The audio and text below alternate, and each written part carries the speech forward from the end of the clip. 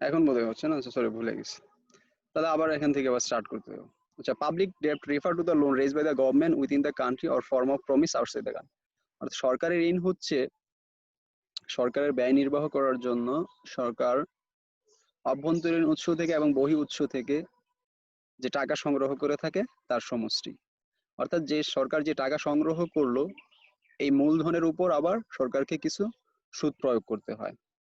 একজন ভদ্রলোক Philip C Taylor উনি এইভাবে সংজ্ঞায়িত করছেন, দ্য ডেপ্ট is a form of promise by treasury to repay the holders of those promises a principal sum against the most instance interest on the principal.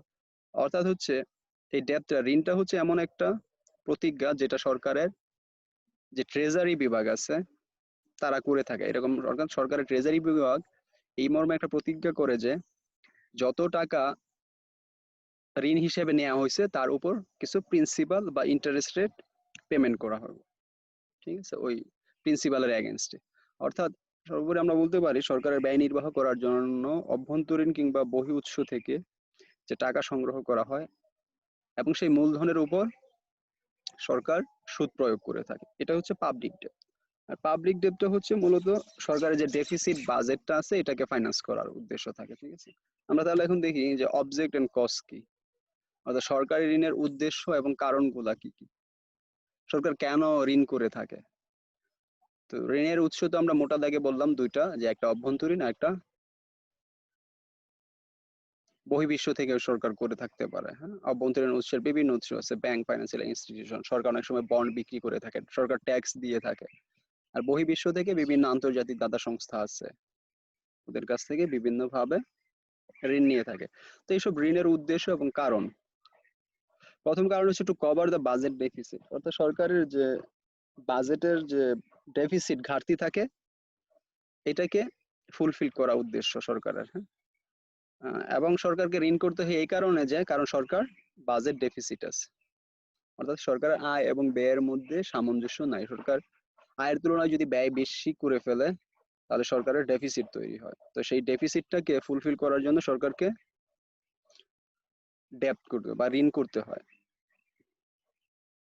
আনপপুলারিটি of taxation, অনেক সময় আসলে দেখা যাচ্ছে আসলে এই ট্যাক্সটা ব্যবসায়ী শ্রেণী বা ভোক্তা শ্রেণী তারা পছন্দ করে না, এই জন্য অনেক সময় আসলে ট্যাক্সের আওতাটা বা নেটটা কমিয়ে এনে সরকার বেশি পরিমাণ ঋণের পরিধিটা বাড়িয়ে দেয়, এটা একটা কারণ হতে পারে।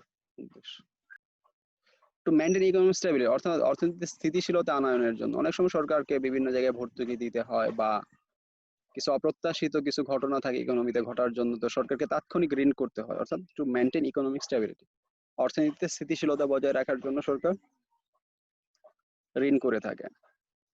টু মেনটেন ইকোনমিক ডেভেলপমেন্ট, অর্থাৎ ইকোনমিক ডেভেলপমেন্ট অর্থাৎ অর্থনীতি উন্নয়নের জন্য সরকার ঋণ করে থাকে, যেমন বিভিন্ন ধরনের কনস্ট্রাকশন নির্মাণ করা, বিট, ব্রিজ, কালভার্ট, সাবসিডি, ঠিক আছে, কর্মসংস্থান সৃষ্টি, এসবের জন্য সরকার ঋণ করে থাকে।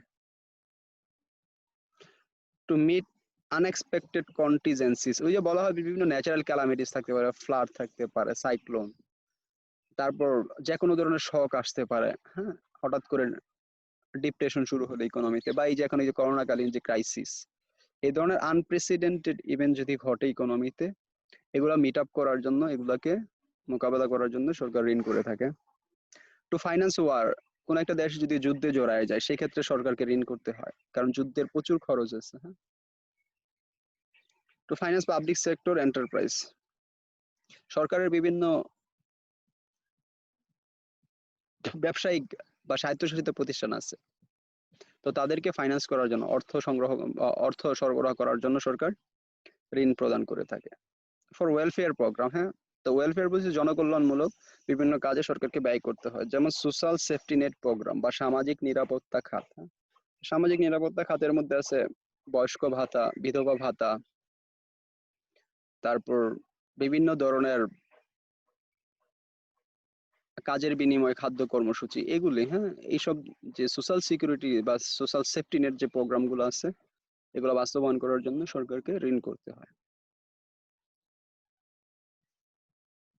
To create for the better resource allocation, হ্যাঁ, অর্থাৎ একটা সমাজের মধ্যে ইকুইটি বা ধনী দারিদ্র্যের যে ব্যবধান এটা কমানোর জন্য সরকার ঋণ করে সেই ঋণের অর্থ গরিবদের মধ্যে সরবরাহ করে থাকে, সেটা বিভিন্ন ফর্মে।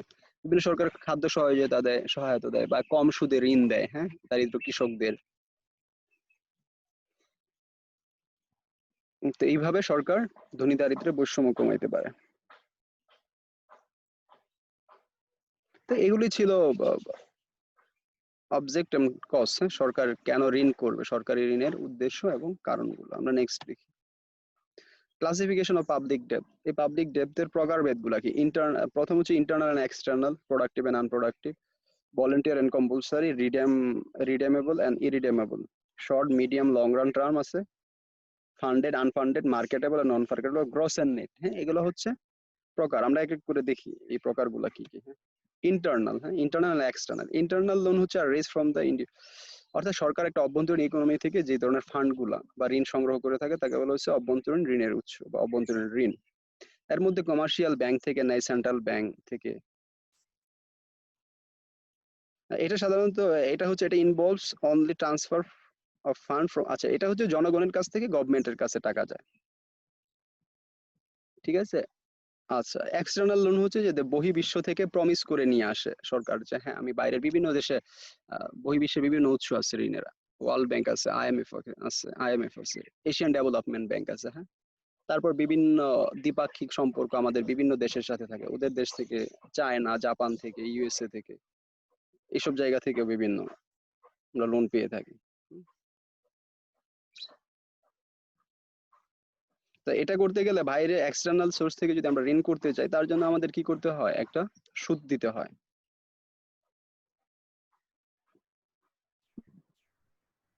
এটাকে প্রোডাক্টিভ যে ক্যাপাসিটি আছে, অর্থাৎ ইকোনমিতে যে প্রোডাক্টিভিটি আছে, এর উপর একটা নেগেটিভলি অ্যাডভার্স। কারণ হচ্ছে আমাদের কিছু টাকা রিপেমেন্ট, অর্থাৎ ইন্টারেস্ট আকারে, রিপেমেন্ট আকারে দেশের বাইরে কিছু অর্থ চলে যায়।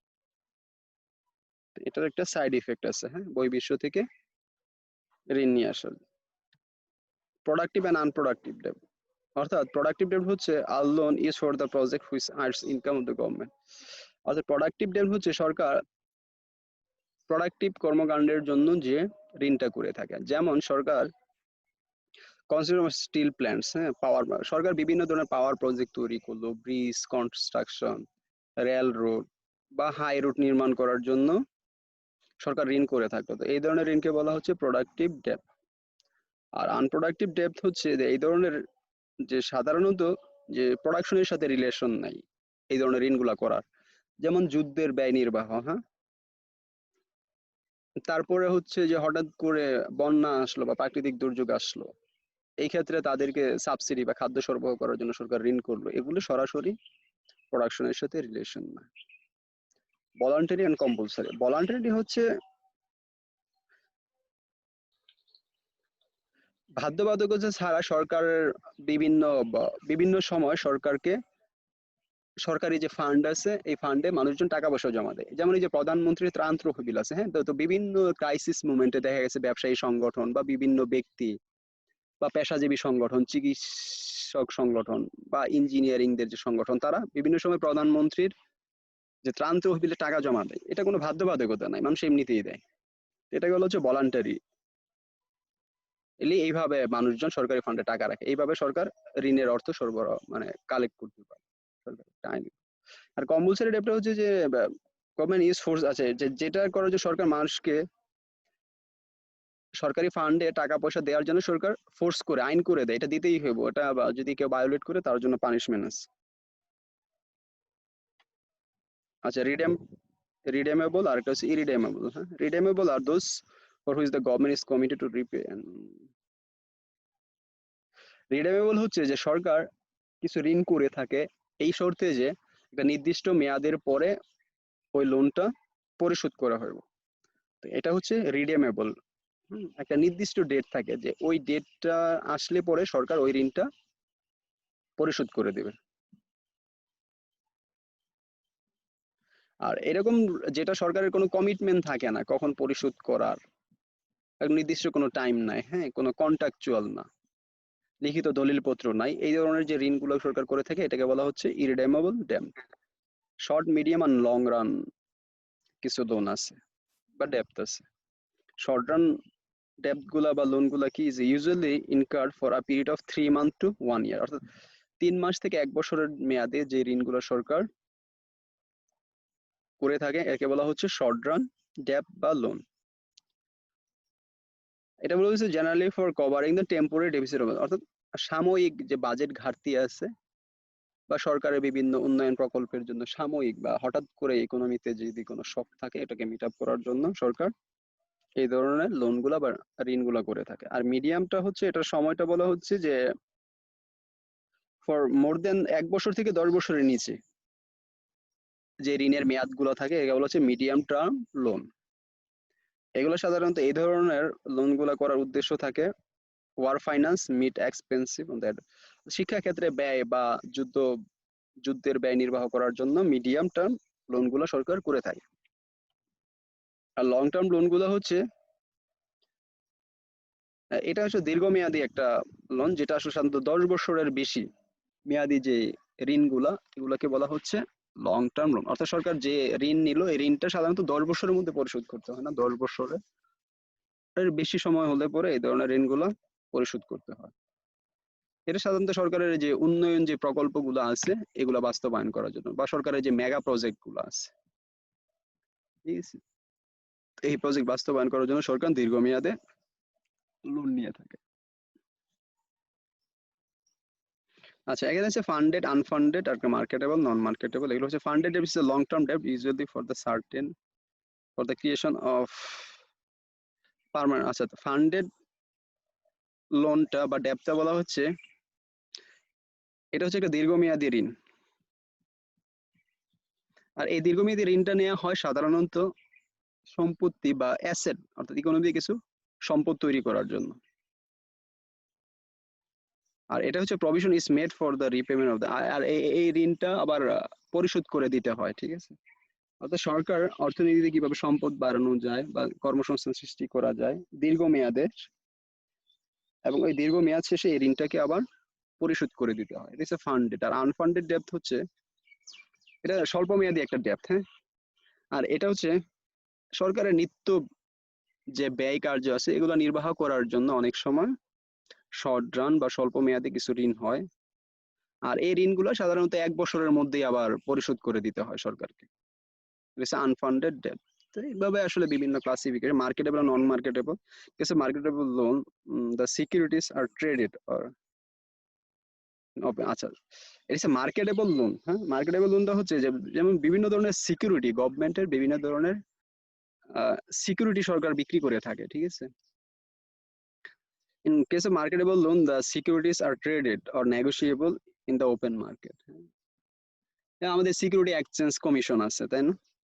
এই সিকিউরিটি এক্সচেঞ্জ কমিশনের মধ্যে বিভিন্ন ধরনের সিকিউরিটিস, তারপরে বন্ড, তারপর ডিবেঞ্চার, এসব কিছু বিক্রি হয়ে থাকে। তো এখান থেকে সরকার একটা ভালো পরিমাণে একটা অর্থ সংগ্রহ করতে পারে। আর নন মার্কেটেবল ডেট হচ্ছে the bond are tradable in the stock market. আচ্ছা, নন মার্কেটেবল লোন আছে, if the bond are traded in the stock market it is non negotiable or non market loan। আচ্ছা, আর এই bond গুলা যদি পরে stock মার্কেটে, security মার্কেটে হয়ে স্টক মার্কেটে বিক্রি হয় তাহলে এটাকে বলা হচ্ছে নন negotiable or non marketable loan, ঠিক আছে। এই বন্ড গুলা সিকিউরিটি মার্কেটের মধ্যে যদি পরে এক্সচেঞ্জ হয় বা বেচা কিনা হয় সেটাকে আমরা বলি নন মার্কেটেবল লোন। গ্রস এবং নেট, গ্রসটা হচ্ছে gross net refers to the total amount of debt outstanding at any time, অর্থাৎ নির্দিষ্ট একটা সময়ের মধ্যে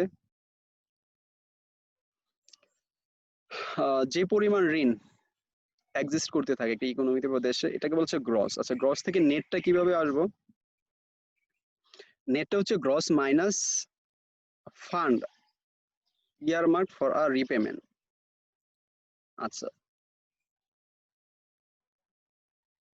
এই যে সরকার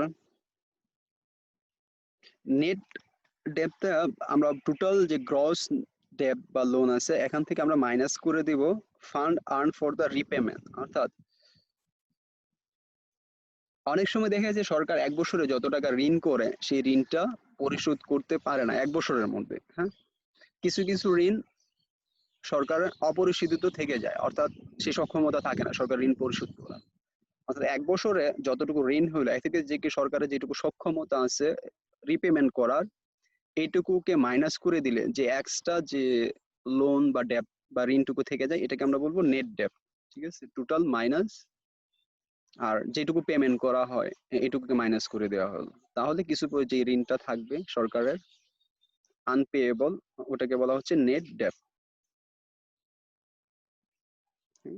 মিস্টার হিক্স ক্লাসিফিকেশন, অর্থাৎ হিক্স নামে একজন ভদ্রলোক আছেন, উনি classification dead weight debt, this doesn't increase the production power. Dead weight debt বলতেছে এমন এক প্রকার ডেপ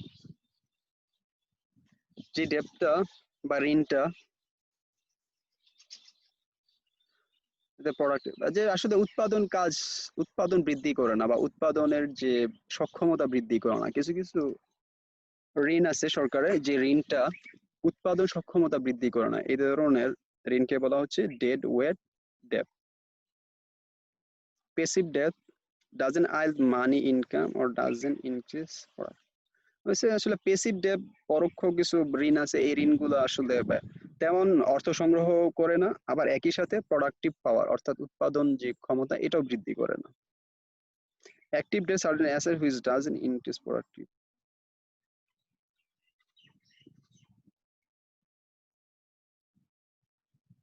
আচ্ছা, আর অ্যাক্টিভ ডেপ হচ্ছে কিছু কিছু ডেপ যেটা হচ্ছে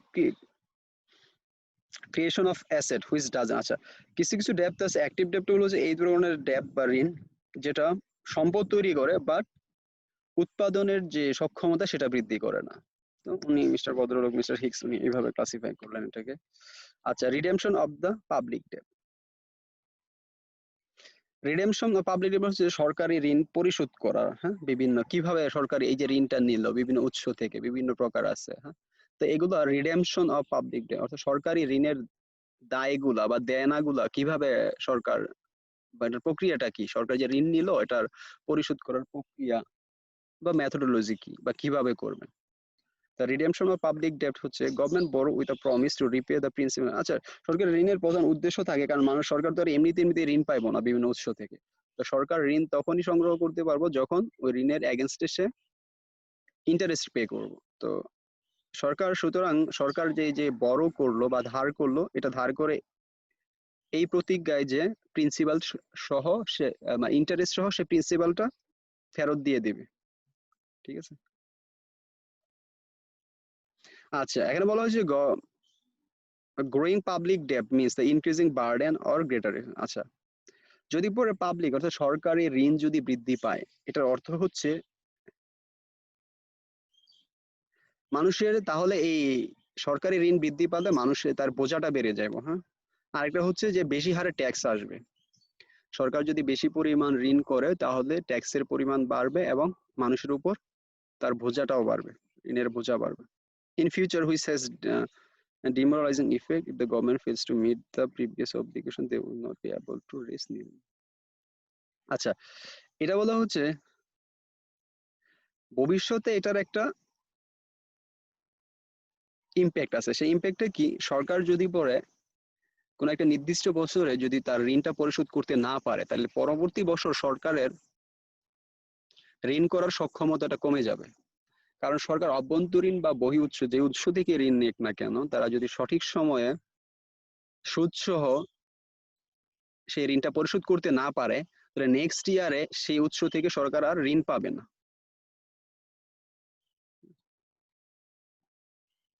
এই জন্য বলা হচ্ছে redemption of public debt means the repayment of the debt. অর্থাৎ রিডেমশন অর্থটাই হচ্ছে যে এই সরকার যে সরকারি যে ঋণটা আছে সেটা পরিশোধ করা।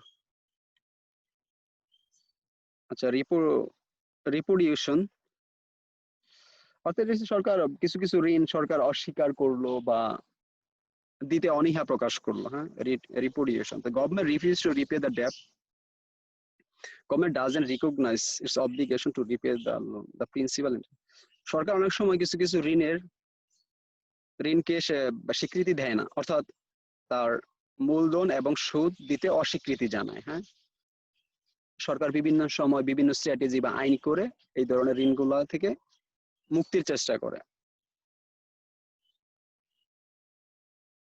আচ্ছা, পার্শিয়াল রিপোর্টিশন হচ্ছে মানে সম্পূর্ণ ঋণটা সে অস্বীকার করলো না, কিন্তু আংশিক অস্বীকার করলো। এটা কি? Government either repay the interest part of it. সরকার অনেক সময় যে ঋণগুলা করলো তার প্রিন্সিপাল মূলধনের একটা সামান্য পরিমাণ বা কিছু অংশ রিপেমেন্ট করে, বা ইন্টারেস্ট রেট যেটা থাকে, হয়তো বা ইন্টারেস্ট রেট কন্ট্রাক্ট ছিল 5%, কিন্তু পরবর্তীতে সরকারের সক্ষমতা না থাকার কারণে হয়তো বা 3% সে ইন্টারেস্ট রেট রিপেমেন্ট করলো, দিল। এই ধরনের একটা সিস্টেম সরকার করতে পারে।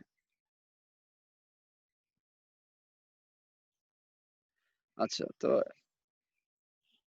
ক্যান্সেলেশন, হ্যাঁ, কিছু কিছু সময় স্থগিত করে দিল বা বাতিল, the debt is not repay, এটা এই ক্যান্সেল যদি সরকার করে দেয় তাহলে তো আর সরকার the debt is not repaid, আর এটা পুনরায় সরকার এটা পরিশোধ করলো না। এগ্রি আপন দ্য ল্যান্ড বড়। অনেক সময় সরকার দ্বিপাক্ষিক আলোচনার মাধ্যমে কিছু কিছু ঋণ ক্যান্সেল করে দিতে পারে বা বাতিল করে দিতে পারে।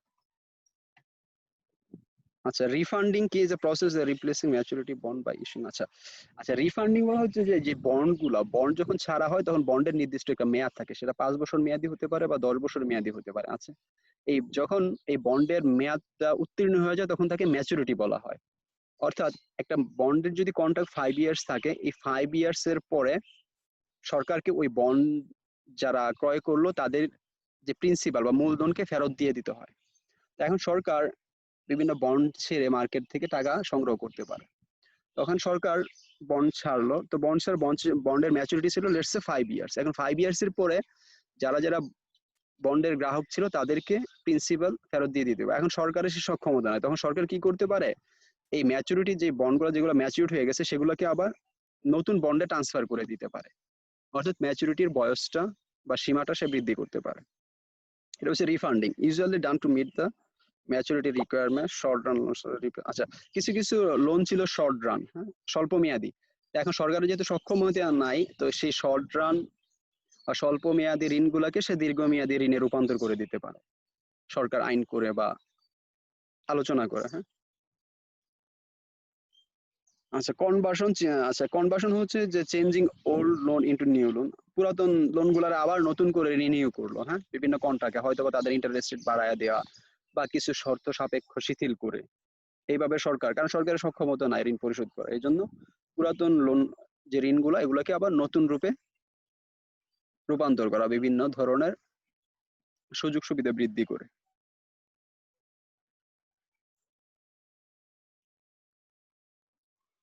আচ্ছা, conversion loan is not রিপেড but form of.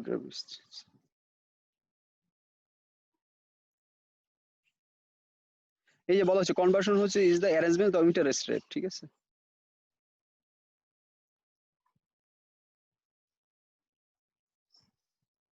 তাহলে কনভার্সনটা কি হতে পারে? ওই যে কনভার্সন অ্যারেঞ্জমেন্ট, অর্থাৎ ইন্টারেস্ট রেটের বৃদ্ধি বা কম হতে পারে, তখন এই লোনগুলোকে আরেকটু দীর্ঘমেয়াদের দিকে নিয়ে যাওয়া। এগুলো সাধারণত সরকারের সক্ষমতা যখন থাকে না তখন এই ধরনের স্ট্র্যাটেজি গুলো নেওয়া হয়। হ্যাঁ, ঠিক আছে। পরে কোনো কোশ্চেন আছে কারো?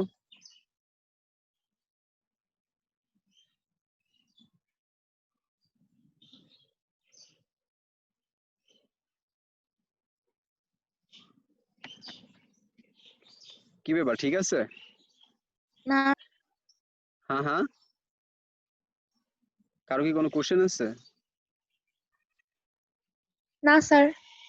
আচ্ছা, এগুলো আসলে থিওরিটিক্যাল, হ্যাঁ, তেমন গ্রাফ বা ম্যাথমেটিক্যাল কনসেপ্ট না। আর আমি তো চেষ্টা করতেছি ডিটেলস এগুলাকে।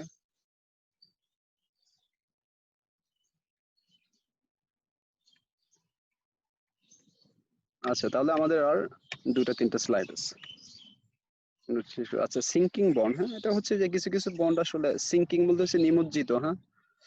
মোস্ট সিস্টেমেটিক মেথড অফ ডেপ্ট redemption, the government asset apart from a certain sum of money every year, the balance are also interest according to them are also credited. Sinking fund, two types. A certain sinking funds, government sets apart a fixed sum of money every year to clear of the debt. Certain sinking fund, government deposit varying amount of money into the fund depending on the budget surplus. আছে কিছু কিছু নিমজ্জিত fund আছে, তো নিমজ্জিত fund গুলো হয় সরকার আসলে তার কিছু নির্দিষ্ট পরিমাণ টাকা সরকার বাজেটের মধ্যে, যখন বাজেটের সারপ্লাস থাকে তখন সরকার কিছু নির্দিষ্ট পরিমাণ টাকা রেখে দেয়, যে সরকারের এই যে ঋণগুলা ছিল এগুলোকে পরিশোধ করার জন্য। ঠিক আছে? তো সরকারের আবার ঋণটা হতে পারে বাজেট যখন প্রণয়ন করা হয় তখন সরকারের একটা ডেফিসিট থাকে, এটা যেমন ফিক্স, সরকার বুঝতে পারে যে কত টাকা ঋণ। But in the meantime of the fiscal year, একটা অর্থ বছরের মাঝামাঝি সময়ে সরকার হয়তো বা রিভাইজ করতে হয় বাজেটটা। তখন যে দেখা যাচ্ছে যে সরকারের বাজেটের পরিমাণ, সরকারের যে ঋণের পরিমাণটা বেড়ে গেল, প্রথম যে প্রাক্কলিত যে বাজেট ছিল তা থেকে ঋণের বোঝা বা পরিমাণ বেড়ে গেল। সেটা হতে পারে ইন্টারনাল বা এক্সটার্নাল শকের কারণে, যেমন বহির্বিশ্বের ইকোনমি যদি পড়ে, বা আমাদের যে ব্যালেন্স অফ পেমেন্ট, এটাতে যদি কোনো ডেফিসিট তৈরি হয় তখন আমাদের ঋণের বোঝা বাড়তে পারে, বা অভ্যন্তরীণ কোনো শক হলে ইকোনমিতে, বা বিভিন্ন ধরনের আনসার্টেনিটি তৈরি হলে পরে এই ধরনের সমস্যা তৈরি হতে পারে। তখন সরকারকে তখন কি করতে হয়, বাজেটের মধ্যে সারপ্লাস থাকলে এক্সট্রা কিছু টাকা বা ফান্ড রেখে দিতে হয় এই ধরনের সমস্যাগুলোকে মিট আপ করার জন্য। আচ্ছা, আরেকটা দেখি আমরা, terminal annuities refer to the arrangement of the settlements apart of the public debts every year, this debt is return is equal to the principal.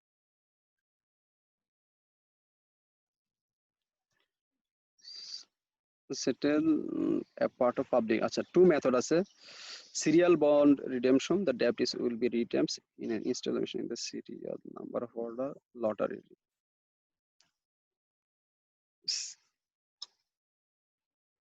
আচ্ছা, টার্মিনাল অ্যানুইটিস, আমরা এটা দেখি যে সরকার আসলে অনেক সময় সব ধরনের যে ধরনের ঋণগুলা নিল বা বন্ডগুলা সরকার ছাড়লো, তো সরকার যদি সক্ষমতা হারায় তখন সরকার একই সাথে সবগুলা ঋণ পরিশোধ করতে পারে না।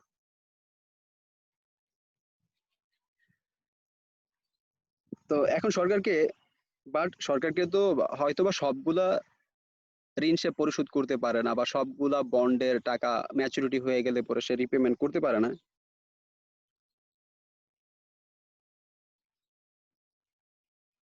তো এখন সরকারকে কি করতে হয়, তখন সরকার অনেক সময় কি করে লটারি করতে পারে। ঠিক আছে? তো লটারি অর্থাৎ সরকারের যে ঋণগুলা নিল, তা ঋণগুলো তো এই প্রমিসে নিল যে ঋণের এগেনস্টে কিছু ফ্যাসিলিটিস দিয়ে থাকবো, তাই না? যাদের কাছ থেকে ঋণ নিল, তো এখন সরকারের সক্ষমতা নাই, বাট তখন সরকারকে কি করতে হয়, কিছু ঋণ পরিশোধ করতে হয়, কিছু ঋণ অপরিশোধিত আকারে থেকে যায়। তখন এই সিচুয়েশনটা, অ্যানুইটিস মানে হচ্ছে, টার্মিনাল অ্যানুইটিস হচ্ছে যে একটা নির্দিষ্ট সময় অতিক্রান্ত হওয়ার পরে সরকার কিছু বৃত্তি দেয় বা রিওয়ার্ড দেওয়া হয় ওই লোনগুলোর এগেনস্টে।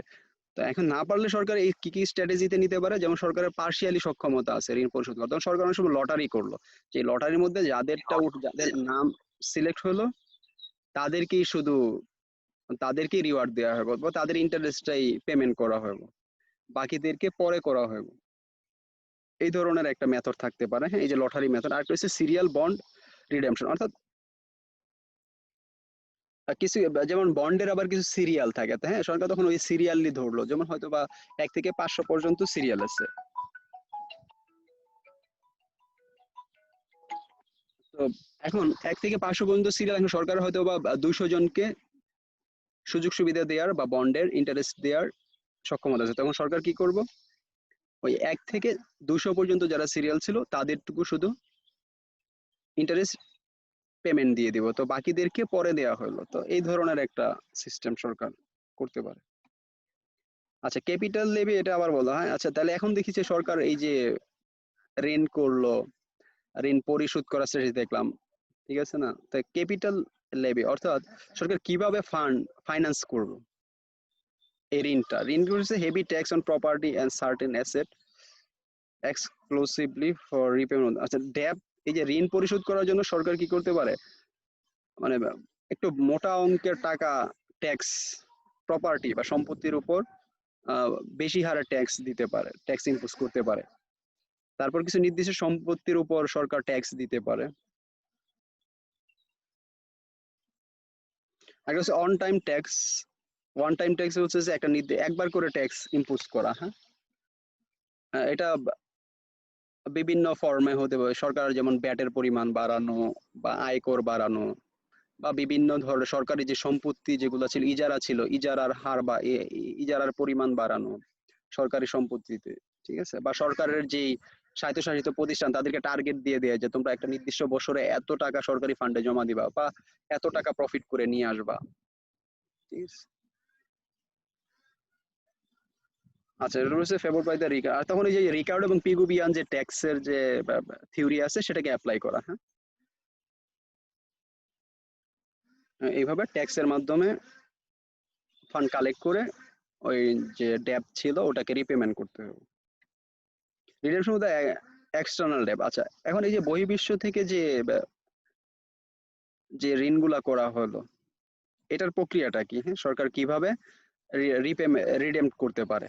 তো এটা হচ্ছে possible one only through the earning. এটা হতে পারে যে আমাদের যে যে ফরেন এক্সচেঞ্জ রেটটা বা ফরেন কারেন্সি যদি আমরা বেশি আর্ন করতে পারি, তাহলে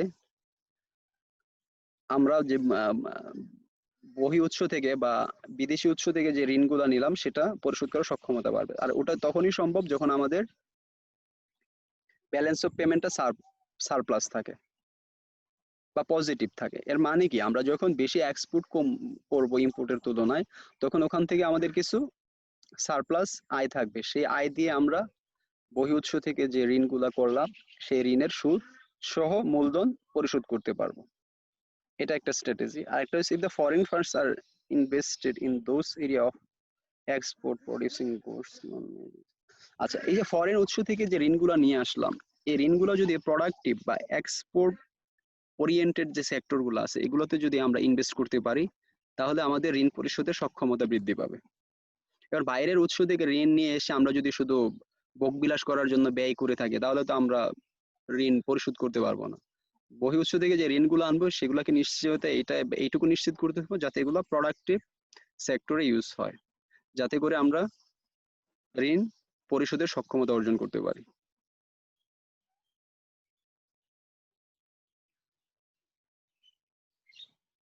এখন বলা হচ্ছে if loan are utilize the unproductive purpose. আচ্ছা, যদি কোনো উৎপাদনশীল খাতে যদি পড়ে এই বহি উৎস থেকে যে ঋণগুলো আনা হলো এগুলো যদি ইউটিলাইজ